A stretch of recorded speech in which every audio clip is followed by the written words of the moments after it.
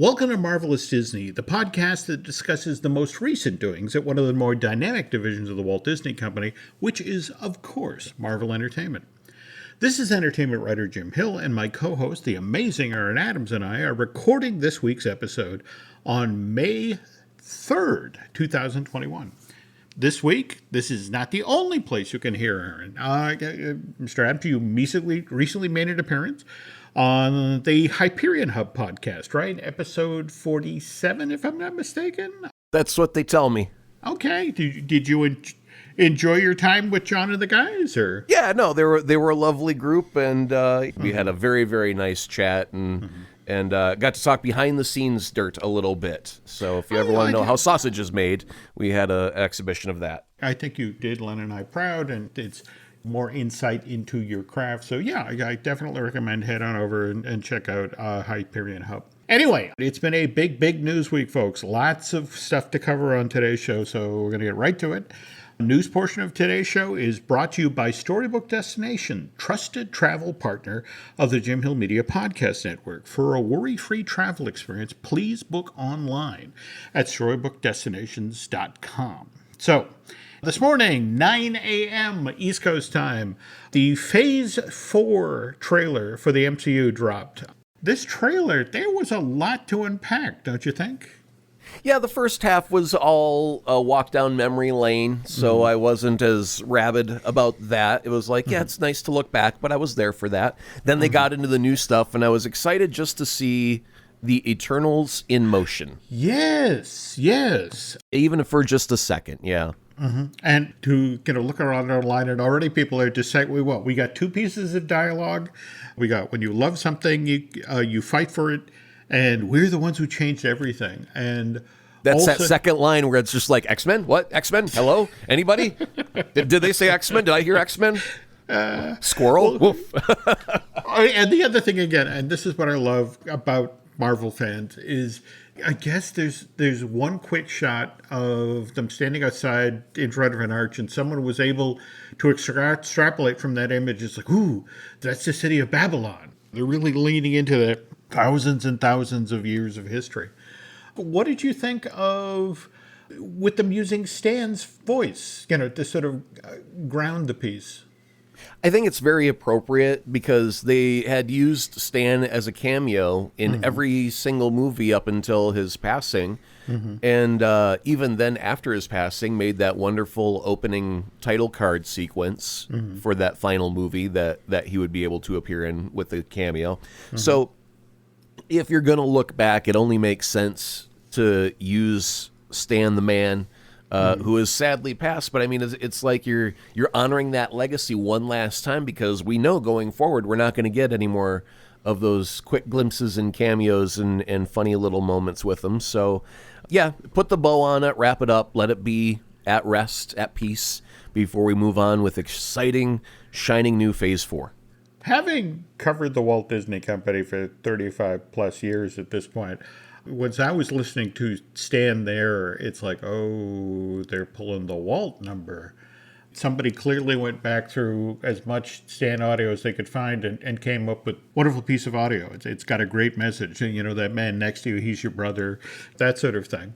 But you're right. We've seen our last really for real Stan cameo. But on the other hand, I get an easy feeling in the Walt Disney, we keep moving forward, and it was all started by a mouse tradition. We have just begun to see the mining of Stan Lee audio and what the company will do with that to help with the fields, so to speak. Because that's what I got from, as you mentioned, the walk down memory lane. It's like, oh. Yeah. But I mean, we haven't gotten a hint of Stan from WandaVision or Falcon and the Winter Soldier or anything like that. I mean, it's been, since his passing, a purely Stan-free MCU. So I don't think that they're going to be overutilizing their ability to go to the archives. But when there's an anniversary, you bet your ass Stan's going to be the first voice you hear after Kevin Feige. So Yeah, this is true. This is true. Okay, so we got the stuff we expected. Walking out the newly revised release dates for Black Widow, Shang-Chi, and the Eternals. We knew when Doctor Strange was going to arrive in theaters, March of next year.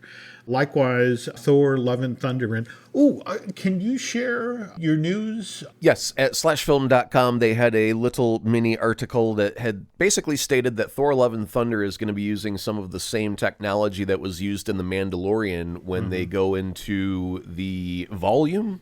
Is that the technical name for it now, the volume? Yep. All right. And Taika Waititi, since he was not only an actor, but he was also a director in The Mandalorian, well, he knows how to juice that lemon. So it makes perfect sense that he's going to want to use that shiny new toy while making some of the more fantastical elements of Thor Love and Thunder. And I think that's very interesting to be able to know that it exists, how to use it from both ends of the camera, and then to go hog wild with your imagination. Yeah, I don't know. Again, I'm fascinated that that's now a tool in the box, so to speak.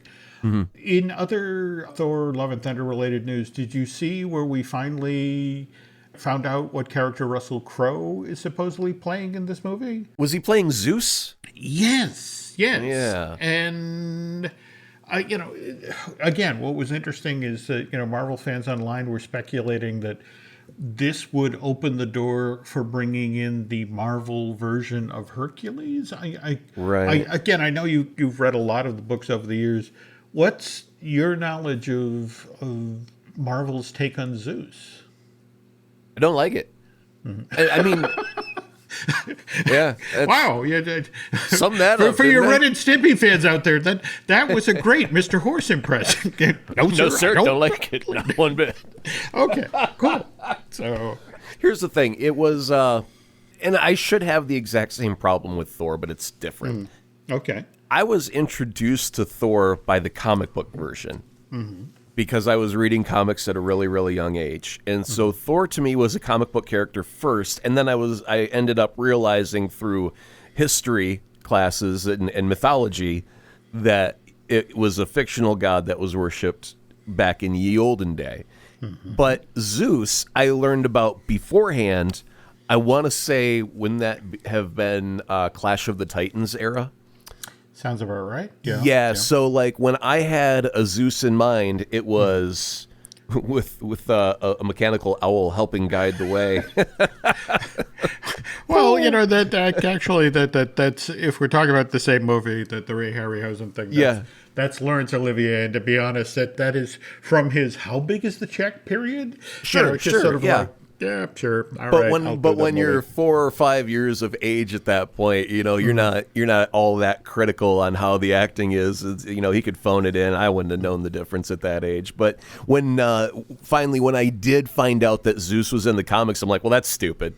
But I mean, it's the exact same issue with Thor being a god and me being okay with that. So I mean, I should be okay with it. It's just that I learned about them in the wrong order. Therefore, mentally, I can't cope. Got it. Okay. All right, moving on here. We also have Black Panther 2, which we now have a title for, Wakanda Forever. I feel sad about that. And why is that? It was the one thing that everybody did to Chadwick Boseman when they saw him walking down the street. They did the little arms across the chest salute and did the Wakanda Forever. And he did it back to, be the courteous Marvel actor. But he kind of bugged it because it was like so very one-dimensional. And, he wasn't going to complain openly in public about it, but then for that to be the name to honor his passing, it was like, I was hoping that there would have been a different name that also would have paid tribute to him and not something that he would have personally disliked when he wasn't playing the character. This makes me think, in a weird way, Leonard Nimoy, who... I am not Spock, I am Spock. There we go. The very notion of that, this is a guy who, if you talk with him in 69, 70, after Star Trek, the original Star Trek series had been canceled, he was trying to put that character in the rearview mirror, which again, actually wrote the book, I Am Not Spock. But then over time, he began to see, in a weird sort of way, what the character meant to people. Was one of these things where it became such a huge bargaining chip for him. I mean, that's Sure. how he got to do things like direct Three Men and a Baby, or for that matter, Star Trek 3 and Star Trek 4. And the fact that very late in life, he circled back on the character for the J.J. Abrams film and clearly enjoyed doing it. That you have to wonder if a Chadwick Boseman, if we'd been lucky enough to have him with us for another couple of decades, whether he would have had sort of a Leonard Nimoy journey to the effect of, God, this character, and people keep coming at me with that salute. And Yeah, I think after Oscar season had come and gone, and had he been awarded something, I mean, it's nice to, as they say, nice just to be nominated. But that's kind of a palate cleanser career-wise, where you go, hey, I'm being acknowledged for the thing that wasn't that. And then the Hollywood reps are going to be like, oh, yeah, you were nominated for an Oscar for this thing that isn't Black Panther. And he would have been, not just T'Challa anymore. yeah. So, and he's done a lot of work before Black absolutely. Panther that is totally award worthy. It's just that he wasn't on such a global radar and under such a massive microscope like he was post Black Panther. Speaking of which, you just brought up the Oscars, and of course the whole Ma Rainey thing that blew up on live television, to the effect of they had actually structured that entire award show with the assumed, they rolled the dice, and they assumed, well, it's posthumous and it's a gimme, and they're definitely going to give him the award, and then that didn't happen. So, I mean, I will say, which made for very weird television. I will say this much, that Anthony Hopkins, it was rather lovely when he finally got to make a statement about the award. Took time out to acknowledge Chadwick and how sad it was to lose him at such a young age. So I would think that someone at the Academy should have learned a lesson about, in weird times like COVID days, peek at the envelope, make certain you know what the hell you're doing before you plan an entire show around a maybe. Because I have learned so many times, maybe does not pan out when you're live on the air. It never. It's like the catch-22, the Murphy's Law. When you're live on the air, maybe does not exist in this dojo. Yeah. Well, again, I think the accountants of Price Waterhouse might have had an issue with that. But yeah, I mean, such special servants being what they were. While we're touching on Black Panther 2, Wakanda Forever, there's this whole issue now because of the change in the voting law in Georgia about folks who are being hesitant about going back to shoot in that state. And what's interesting is Ryan Coogler, in speaking with Deadline, actually talked about the fact that he's upset about, I guess it's State Bill 202, but at the same time, he's going back. Black Panther is going to shoot in Georgia. In fact, for those of you who monitor these sorts of things and want to, maybe see what they're up to when they're shooting, the working title of Black Panther 2, or excuse me, Wakanda Forever, is Summer Break. So if you're around the Atlanta area and you hear they're shooting Summer Break, no, that's really the Black Panther sequel. But he's made a personal commitment to go back to Georgia to try to raise awareness about this bill and hoping to change it from within, because from his point of view, they spent 7 months in Georgia 3 years back on Black Panther, the original Black Panther. And what he noticed is that so many of the people who actually work on a movie like this, these small businessmen around Georgia, are people of color. And it's one of these things where it's like, if I were fighting this Jim Crow bill, I'd be hurting the very people who, make the money off of shooting movies in Georgia. So it's like, we're going to shoot there. But at the same time, we're going to try to educate people and see if we can turn this bill around. So more power to Ryan.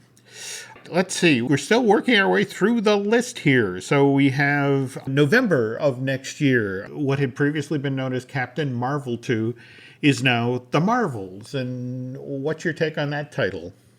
I was very surprised that Marvel had the cojones to just skip Captain Marvel subtitle The Marvels. I thought that was just incredibly either naive of them or incredibly brave of them. I couldn't decide which. To just go with Marvels, because the S on the end of Marvels is very much in the font of the Miss Marvel character.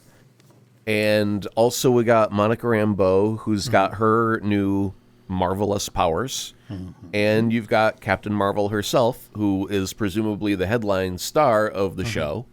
So I'm thinking you've got three Marvels there teaming up and going for it. I just don't know if the general public is going to be hip to it yet. But we do have a Miss Marvel Disney Plus series that's going to be coming along the way to educate us all. So maybe on the backside of that, if it lights up like a firecracker like everything else they've done thus far, then, you know, the general public will be very well aware of Ms. Marvel, and they'll be very excited for just Marvels without having to ask any more questions about where's Captain Marvel and who's this about, and et cetera, et cetera. Okay. Continuing through the stuff they touched on, February of 2023, we have Ant-Man and the Wasp, Quantumania. We have May 5th of 2023, we have our Guardians of the Galaxy Volume 3. And then we end with a symbol, and no date, but we end with the symbol for Fantastic Four. That's how you interpreted that, right? Or I believe that by putting that 4 there in the circle at the end, in how Phase 1 ended with Avengers 1, I think Phase 4 is going to end with Fantastic Four. Okay. That's the team up that will end, and then we'll get into Phase 5, which may lead to a new Avengers or a Young Avengers. I mean, if Wanda gets her kids back, we have a doorway open now for Young Avengers. There's so many different ways that they could give us our next team up that's not straight Avengers. It's either West Coast, Young, or New, or Dark. And then you've got the Fantastic Four. So I say they give us Fantastic Four to end Phase 4, because it's got that thematic 4. Keep it all nice and neat. And then Phase 5, we get some new Avenger thing with Tom Holland leading the way along the way, because he ain't going nowhere. We'll get to that in a moment. But something else that I thought was significant was ending this with "See you at the movies." And what a wonderful message that was to send out to the exhibitors around the country who are still kind of nursing their lumps given Disney's decision to send Black Widow out into theaters, but also doing the Disney Plus thing. You know, the fact that here they were talking about the 10 films that are featured in Phase 4 of the MCU, and the fact that we'll see it at the movies. This is, you're going to. That is the intention that they're implying. But what if we were to just use Black Widow as the prime example of what Phase 4 is going to look like? Are you really going to see him at the theaters in that case? Okay. I mean, we are 5 weeks out from the next, limited series debuting on Disney Plus, Loki. And on the heels of this season finale of Falcon and the Winter Soldier, which, by the way, we'll talk about in the second half of the show, folks, so keep the spoilers up there. But it just, what was interesting to me is what didn't get mentioned. All these projects are supposedly headed to the theaters, but there's no mention of Loki, Marvel What If, the Ms. Marvel limited series you were just talking about that helped set up the Marvels. Likewise, the Hawkeye, so on and so forth. But the other thing I thought was fascinating that didn't get mentioned was Blade. Wasn't it 2018 they stood on stage at San Diego Comic-Con and introduced a gentleman who is going to be playing the title role? And yeah, but they've announced a lot of stuff. And they just don't have room for it all on the calendar. If you notice, like our old MCU phases, we got a max of 3 MC movies a year, and now we're getting 4 or 5 movies in a year.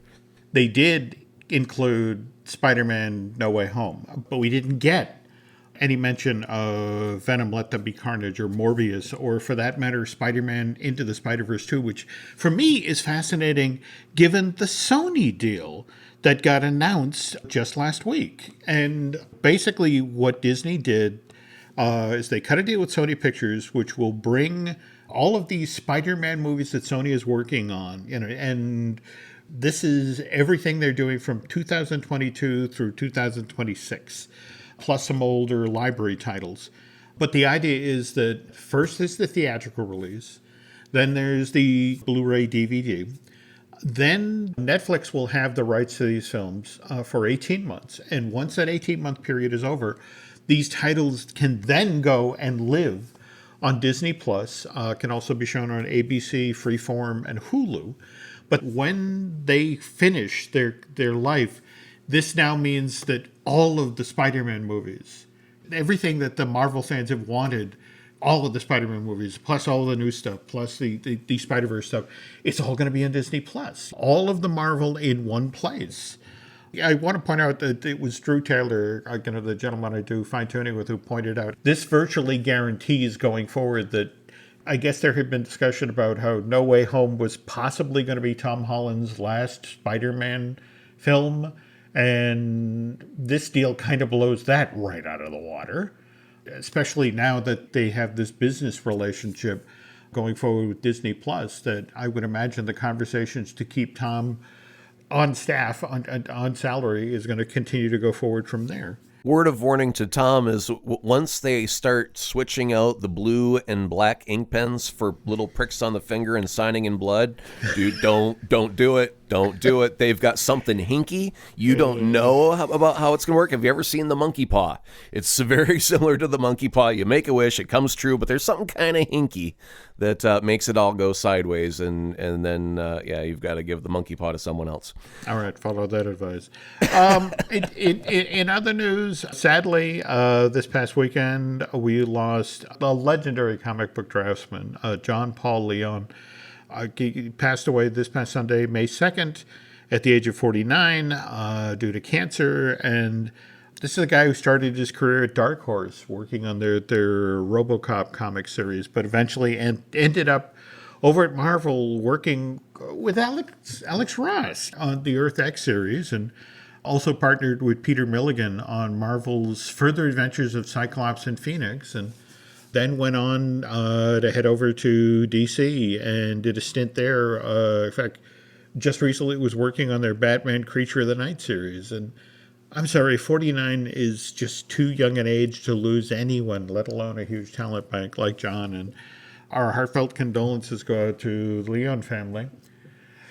Happier news, Jeremy Renner just revealed that the Hawkeye Limited series for Disney Plus has just wrapped production. And as that was completing, they began gearing up production of the She-Hulk series, which, by the way, also will be shot in Atlanta. We were talking about Black Panther 2 and Martin Freeman, who will be coming back to play his Everett K. Ross character, the CIA operative. He was talking about what it was like that everybody had signed on to come back, and then what happened when we lost Chadwick. And he talked about, if my memory serves correctly, the script had gone in, they had the script, and they're working on the script, and then Chadwick died, and he immediately thought, how do you do a Black Panther without Black Panther? I still don't know what that looks like. So obviously when Chadwick died, the idea of doing it without him would have seemed like a stupid idea. It would have been crazy. So he said, I'm as curious as you are about how this is going to look, and I will find out quite soon. But beyond that, he says, all I know is that I'm in it. So, yeah. It'll turn out that T'Challa went to Hawaii on a 4-week vacation, and he forgot his cell phone, but he left his suit. Here, why don't you put it on and try and see if you can be hero? Find the hero within you. I don't know, man. I'm actually kind of, that's the one that I'm worried about the most, is how twisted like a pretzel, convoluted is this going to get to explain away the lack of Chadwick Boseman. Sometimes the easiest way is just the straightforward path. And speaking of casting, we have some additional news in regard to the Secret Invasion limited series with Samuel Jackson. They have just hired Emilia Clarke, who, of course, Game of Thrones fans will know, the Dragon Queen, right? Mother of Dragons. Mother of Dragons. There we There go. you go. I just find it fascinating, the level of talent that has begun to step up for not only the movies of the Marvel Cinematic Universe, but also the limited series. The number of folks that's like, ooh, I want to play in that sandbox. And speaking of the Marvel Limited Series, just weekend past, episode 6 of Falcon and the Winter Soldier, and Aaron and I will be going into the final episode and where the show potentially goes from here right after this break. This episode is brought to you by LifeLock. It's Cybersecurity Awareness Month, and LifeLock has tips to protect your identity.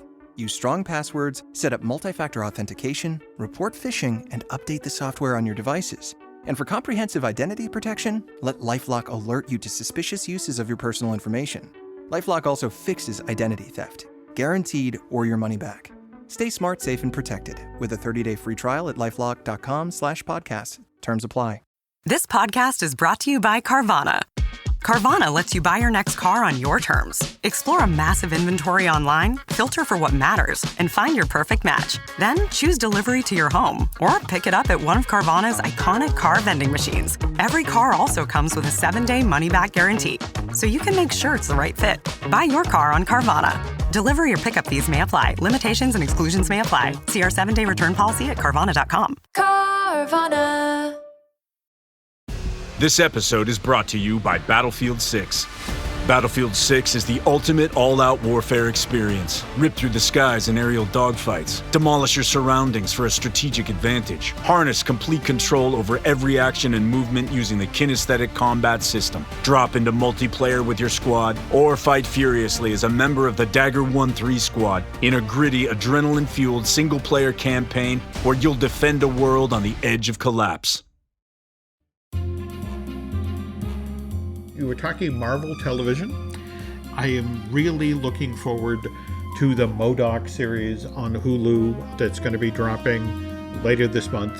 They just released an amazing 2-minute long clip that the folks at Stupid Buddies, it was, the only way to describe this is it's a mad scientist battle. And there's this wonderful moment in this fight where the female mad scientist that MODOK is fighting with actually kills him for a second, but then realizes, oh no, I'm not going to let you get away that easily, and whips out one of their inventions and brings MODOK back to life.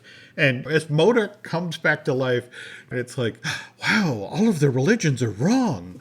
That's a funny piece of writing right there, but also potentially going to get them in trouble. But I want to see this version of MODOK, especially voiced by Patton Oswalt, turned up in the Disney parks. He's kind of a defeated, having trouble at home, having trouble at work kind of a guy. And it's a funny take on it. And more to the point, Disney's already done this. They've already done a Patton Oswalt character in the parks. Did you ever see that footage of the little animatronic Remy that they used to roll around the tables at the Chefs de France at Epcot? No. They would roll that serving table up to the table, and they have the great silver cover, and they lift it off, and there was a 6-inch tall animatronic rat that would sing and dance and gesture to you. And it was part of the offerings at this restaurant as far back as April of 2009. And Disney is continuing with this living character initiative program. And in fact, did you see the footage earlier this week for Project Kiwi, the free walking Groot? That I did see, and that was very impressive. Yeah. Now, have we seen that version of Groot before, the toddler-sized, or? Well, I mean, we had Groot, and then we had baby Groot, and then we had adolescent Groot, who was like teenage. Yes, so teen Groot, yes. Yeah, so they may have skipped that version in the movies. However, if you're not necessarily being linear, you could have a different size Groot for a different period in time and have guests be perfectly okay with that because they've seen the lifespan change of your average Groot being. Okay, now I want to stress here that the footage, Imagineering's been very upfront about the fact that, okay, this is a prototype, and they've been working on it for 3 years, and he's not necessarily going to be in the park anytime soon. And in fact, they pointed out that there was a previous meet and greet Groot. They did that Star-Lord and baby Groot meet and greet at the Disney Hollywood Studios back in May of 2017, and they discontinued it after September 2018. Children can be very, very unpredictable with things like that. Like happens a lot with R2 units that for the builders is kids will come racing to hug an R2 and they will not slow down until after they've collided fully with the R2 and put a dent in it. And there's a lot of servos that open doors and whatnot. And if they hit a certain part the wrong way, they've broken something internally without ever realizing it. And so that's why usually when we take things out for display, we put a big rope around them and say, don't even think about touching it, kid. So I can imagine a very, very expensive Groot robot that can walk and talk. A kid's just going to run up there and pick it up and twirl it around, and it's going to yank out the cord. It's going to die in their very arms. And then there's going to be some explaining to do. Well, conversely, though, that I remember when they did the Wall-E robot for the parks, and it was one of these things where it was actually kind of in the opposite direction, to the effect of, they very, very much wanted to do meet and greets with this character and have kids pose next to the Pixar's lovable robot. But the problem was it weighed 400 pounds, and that if the person who was controlling it hit the wrong control and rolled it over a child's foot, it would crush it. And it was, in fact, I've also been hearing that this is one of the concerns about the Stuntronic, the Spider-Man, that they're supposedly going to be firing at regular intervals over the buildings at the Anaheim Avengers campus. And evidently Disney Legal has sort of read them the riot act to the effect of, you want this to spontaneously happen.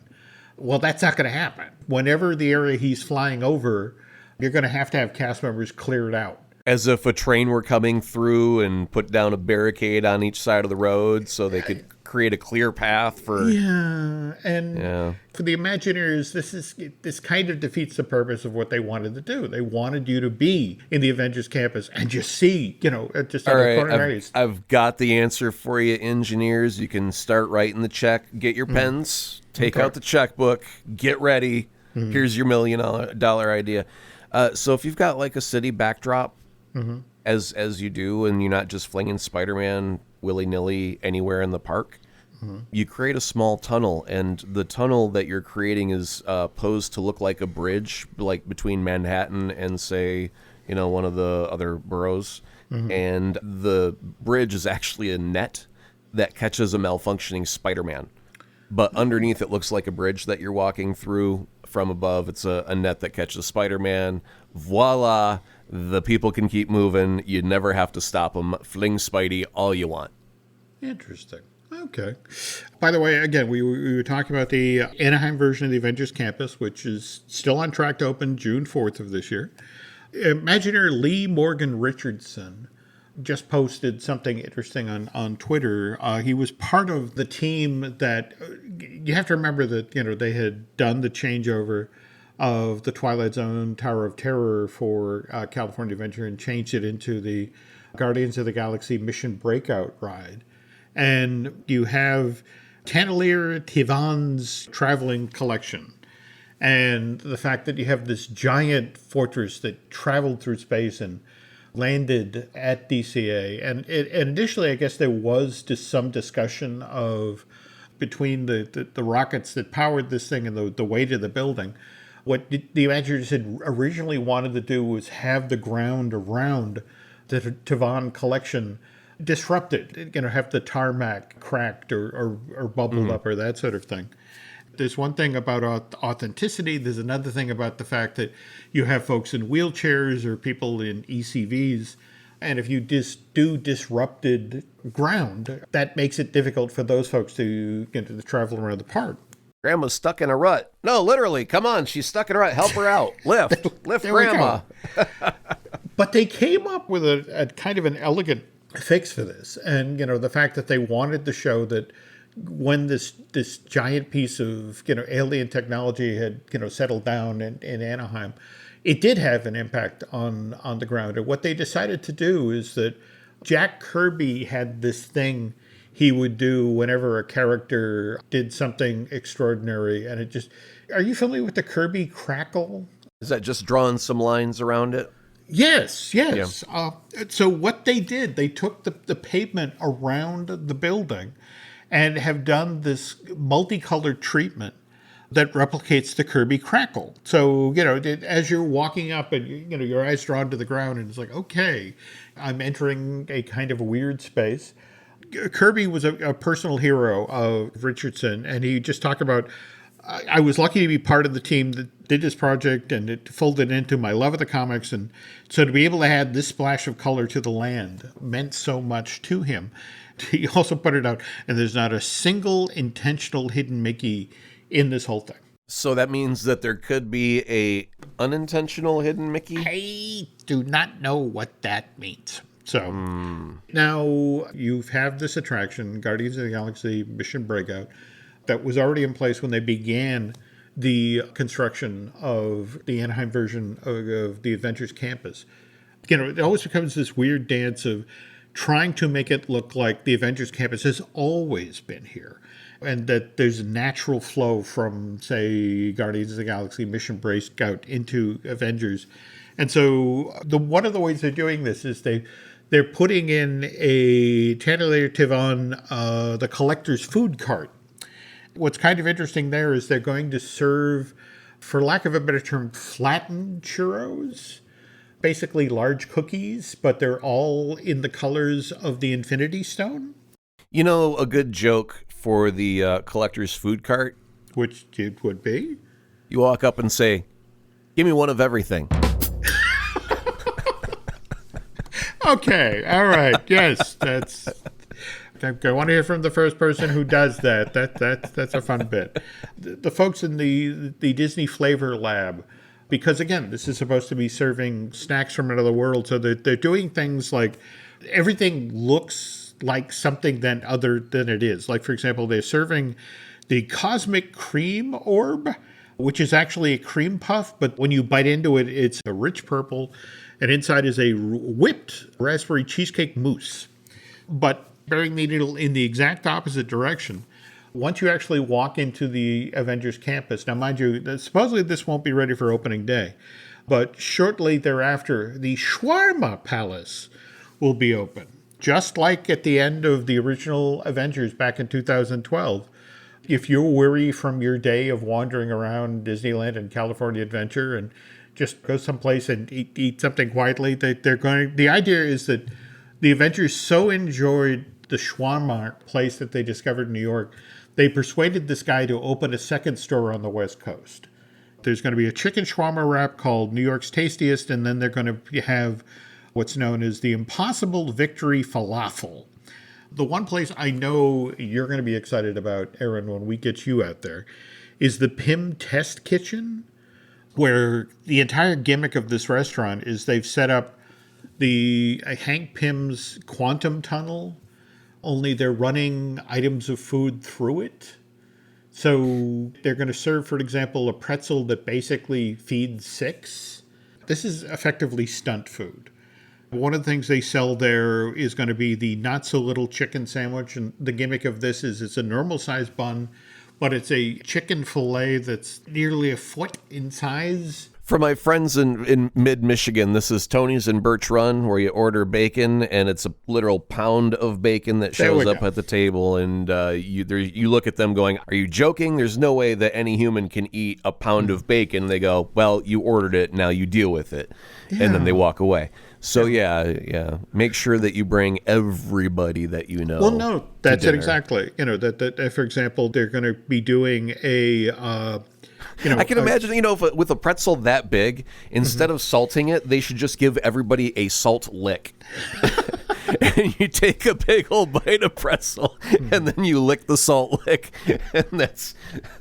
Because that's how it would look size-wise, I think, for a giant pretzel. But again, I just want to caution people up front. This is food is theater. I mean, for example, the pasta dish at this place is going to be served in a giant spoon. I mean, they literally will carry to your table this spoon with a mix of large and small pieces of pasta and this huge, meatball sitting in the middle of it. 2 dogs died trying to recreate a cute animated scene from a classic Disney movie from overeating. It's very tragic. One noodle did them both in. They went at it from both ends, kissed in the middle, and then immediately exploded. Okay, that's again. I want to see that. I genuinely want to see somebody do that. I will say this much: there is one thing at this restaurant that I at least want to get the cup to take home.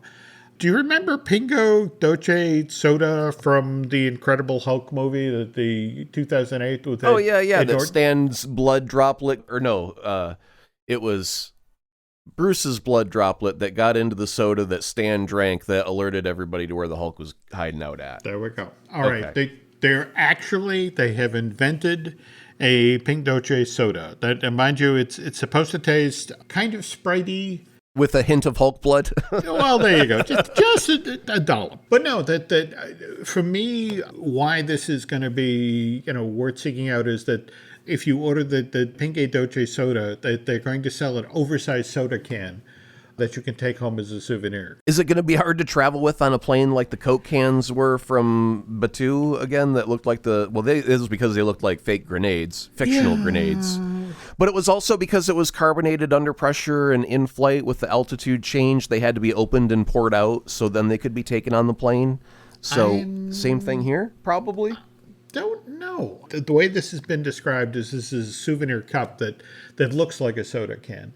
But again, it's an oversized thing, so I guess yeah, it's going to be super easy to travel with on a plane, I'm sure. Just cramming it into the overhead. So the question I have is, are they going oversized on everything? Because a giant pretzel and a bunch of salt licks is pretty stupid to order, period. I don't see it selling a lot. But what if they went in the other direction and they did like super mini things where, like how you do mini slider hamburgers? What if you went one step smaller than that and you called them ultra sliders? And they were like 4 little mini burgers make up one mini slider size burger. And that way you can actually have food to eat that's proper lunch. I think we need to be prepared, particularly with the Pim Test Kitchen restaurant, that there is definitely going to be a shakedown cruise. There's going to be foods that are offered in the first 3 months or so that will fall off the menu because of the thing you're describing. And with the name like Test Kitchen, it's okay to randomly change the menu because we're just flinging to a wall and seeing what sticks.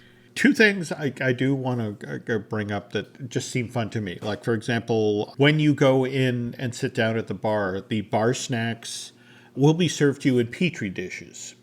The other thing, do you remember from Thor Ragnarok, the scene where Thor actually goes and meets with Stephen Strange? And, sure. That great moment where he served him a beer and Thor drains it and then the cup magically refills?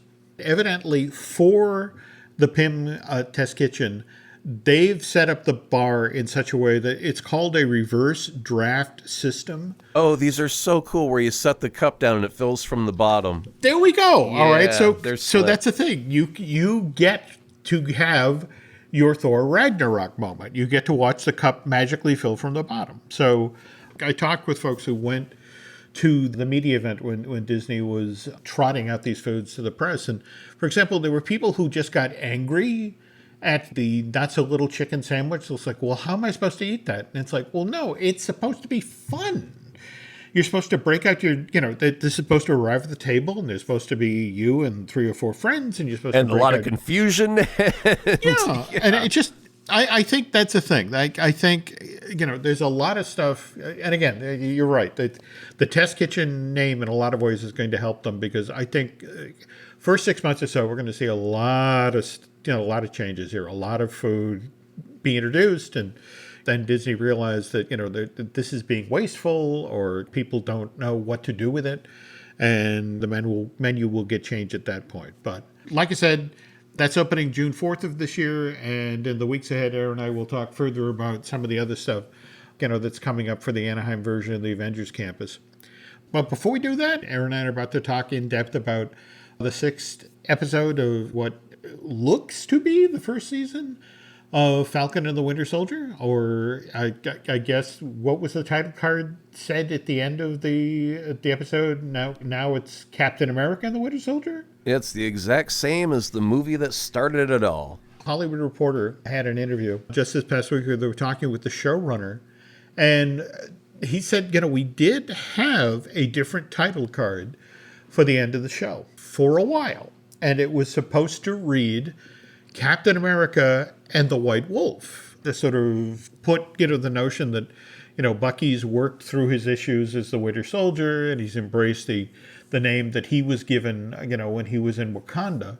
Mm-hmm. And so going forward, that the series would be known as Captain America and the White Wolf. And evidently, the folks at Marvel Studios felt that that was maybe a step too far, that it would confuse people at the tail end of the show, that they wouldn't necessarily remember, what was it, episode 4 or 5?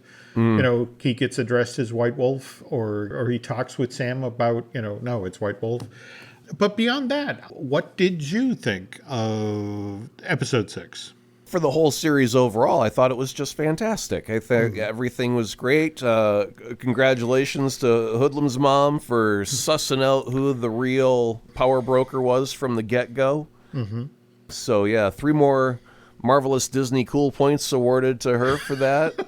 Once again, they have no actual value. They're just for bragging rights. Mm-hmm. Spend them wisely. But yeah, beyond that, the show was great. I love how they wrapped everything up. I love that, I do want to point something out that I don't know if a lot of people will notice, but they were talking with, I believe it was a costume designer. Mm-hmm. And if you will notice throughout the entire series that the new Captain America, as he's known throughout that moment, his costume has no white, which is the color of purity. That's the thing that he is lacking versus Cap. Interesting. And then when he gets his U.S. agent moniker at the end, he's got white back in his costume again. So that's his character evolution. Is hopefully he's learned something from this journey that he's been on. You bring up an interesting point. And again, we've talked on our previous show about Russell White's performance as John Walker.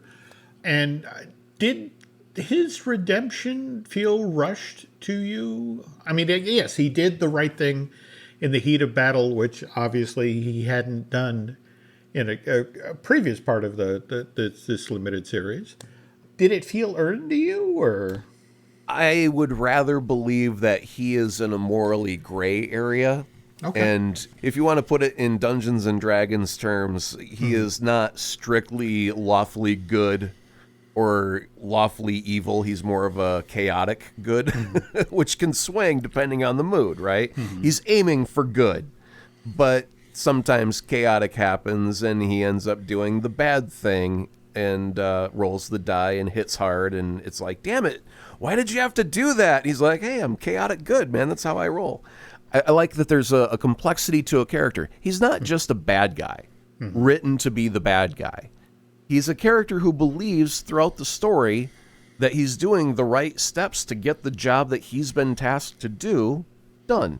Mm-hmm. And sometimes he goes too far, but he still believes he's doing the right thing. And we've said in the last show as we were looking at it, was Cap went through some very similar emotions throughout his cinematic career, and he was cast as a villain, as a criminal, and he was on the run. That's where, where we get the Civil War, where we had to choose a side. Are you with the lawful guys or the bad guys? And Cap was the bad guy at that moment. Mm-hmm. And we still rooted for him, just like he was a hero. So I think that this character was really great at playing the complexity offered with this character to make him so hateable, but so understandable. And then to come out at the end, is it really earned? It's like he was always aiming to do the right thing. He just messed up along the way. So yeah, I think that it does fit. It's not like out of left field and that he's going to go completely crazy, maniacal laugh, from the old Muppets gag. Yeah, so no, I think it was just perfectly in line with what the character was trying to do, and now he feels that he's on the right side. And again, to mention that Hawkeye, once upon a time in the comics, was head of the West Coast Avengers, who had people like U.S. Agent and Scarlet Witch and White Vision And there were a couple other characters that we're going to encounter along the way. So I do believe that we'll have a prime cast of West Coast Avengers available to us if they want to go that route. But then again, with what they could be doing with Spider-Man villains, we could have a Dark Avengers. There's so many different things that could happen with all the things on offer to us right now. Speaking of which, remember on the last show we were talking about how a lot of folks thought it was significant that as Marvel was setting things up for Emmy consideration, they positioned WandaVision as a limited series, whereas they put Falcon and the Winter Soldier in for nominations for drama series. I think we discussed on that show that, the fact that Kevin Feige was saying that, some of the series we're doing at Marvel Studios will continue. They aren't just limited. We'll, may get a second season or a third season. So, a lot of people were reading into, okay, cool. That means, because they're being nominated as a drama, that means Falcon and the Winter Soldier, or again, as the title card said, Captain America and the Winter Soldier will be They should have back. changed it to Falcon's sister and the Winter Soldier at the end. That would have left for season 2 of what we got now here? The Odd Couple? Brother-in-laws? Is that what's going on? Well, to further confuse the issue, just last week, we got news from Marvel Studio that there is a Captain America 4 in development. And not only that, but the showrunner for Falcon and the Winter Soldier, Malcolm Spellman, is supposedly working on this film. And in fact, in the trades, they talked about this feature film will pick up where Falcon and the Winter Soldier left off.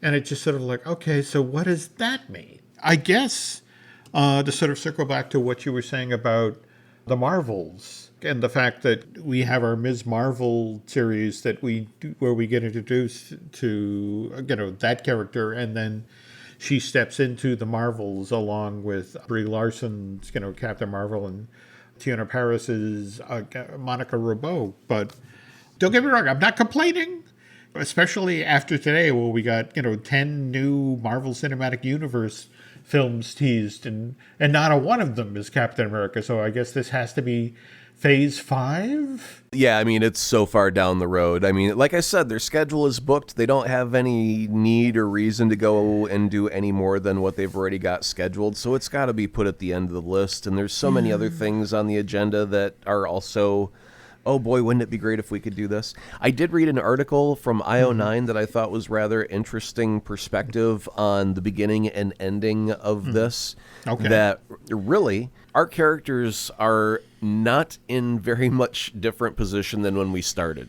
By that, they meant that Sam was given the shield, and in episode 1, he gives it away, but by the end of the episode, he has reclaimed it. So that status of shield ownership and possession has not changed at all. Also, Bucky himself, he's still the same character with the same mechanical arm, even though he's apologized to some people. We're not going to think of him as any more cuddly like a kitten. He's still going to be used as a wrecking machine in the MCU, right? Yeah. So his character hasn't really changed drastically from where we left off either. And the point of the article was, if you're a more casual member of the MCU viewership and you've only seen the films, you can technically skip the Falcon and the Winter Soldier and watch Captain America 4 and not be all that out of the loop, per se, because the characters haven't really evolved quite as much as we would like to believe. I thought they had a wonderful arc for each of the characters throughout the story, but their end point is very, very, very similar to their beginning point. That's an excellent observation. Though, that said, the fact that if you think about it, in our first episode, we got Sam and the gentleman who plays War Machine, touring the gallery space of the Captain American exhibit. And if you think about how the show ended, where we saw the Isaiah Bradley character. That was beautiful, yeah. Yeah, I love that beat. I love the fact that, we came back to where effectively our story started, only this time Sam, given his position now, was able to do something to honor Isaiah's legacy, to get it out in the spotlight where it had been, due for decades. So now, with that being said, Sam gave an emotional speech about doing the right thing to the machine, so to speak. The guys that run things back in Washington, and he told them, well, there's how things are, and there's how the way that things should be, and it takes courage to make those changes, etc. Lovely speech. I doubt that in any real world that speech would have changed one iota of how those gears turn in that world. It's like you get back to work and you go, hey, I heard an inspiring speech, boss. And they're like, I don't care. Get back to the salt mine. Do it the way, that we've always done it. I don't care what the speech was. That's not how we do things. And so it's like, yeah, it was a nice moment, but I don't think it's going to change the world in our MCU, that speech at all. And I wonder if they'll continue addressing how it would be for a black person to take on the mantle of Captain America. And I also saw an interview with Anthony Mackie where he was ready for that discussion, and then it never came. And he goes, the thing I realize is, as much as we're politicized in this world, and it's us versus them, Republican versus Democrat, et cetera, he's like, mostly there's good people in the world that aren't going to hate you because you're a black man carrying the Captain America shield. That's almost, surprisingly refreshing, because he was ready for everyone to kind of come at him with like a how dare you, and it didn't happen. Yeah, again, I genuinely enjoyed this one. And in fact, I want to point out, in fact, as soon as we wrap up here tonight, I'm going to head over to Disney Plus, because remember, they did a wonderful after show special for WandaVision called Assembled, the making of WandaVision. And it turns out they've done the exact same thing for Falcon and the Winter Soldier. So Aaron and I will both go eyeball that, and we'll chat about that on our next show. But in the meantime, remember, folks, we're only 5 and 6 weeks out from the launch of Loki. That's June 11th on Disney Plus. And what was kind of interesting about the way the planets line up, if you're a fan of My Favorite Murder, just this week, I want to say it was Georgia who did the story of D.B. Cooper. And based on the ads or thereabouts, D.B. Cooper is going to play a role somehow in Loki. And it just, if you need the ins and outs of that story, head on over to catch this week's My Favorite Murder. And if you're not listening to that, you can listen to the podcast that we have here. We've got, of course, Disney Dish with Len Testa. Likewise, we've talked a bit on the show about fine-tuning, the podcast I do with Drew Taylor about animation news. Also, I've got a great show, Universal's Night, that I do with Dustin Fuse. In fact, we're going to be doing a new show this week, given the Velocicoaster is up and running, and they've had team members and annual pass holders on this. I heard while you stand in line for the Velocicoaster, one sneaks up and attacks you from the side. Is that true? Is that how they get you on board? Is they just sneak up and boot you on one from the side? That's how they keep the crowd down to a manageable size. What was the line from the original Jurassic Park film? Oh, clever girl. Yep. Yes, takes down every third guest. Tell you what, folks, if you could do Aaron and I a favor, if you could head over to Apple Podcasts and rate and review Marvelous Disney. If you want to head over to Bandcamp and subscribe, that would be helpful. You can find us on Twitter and Instagram at Jim Hill Media, and also over on Facebook.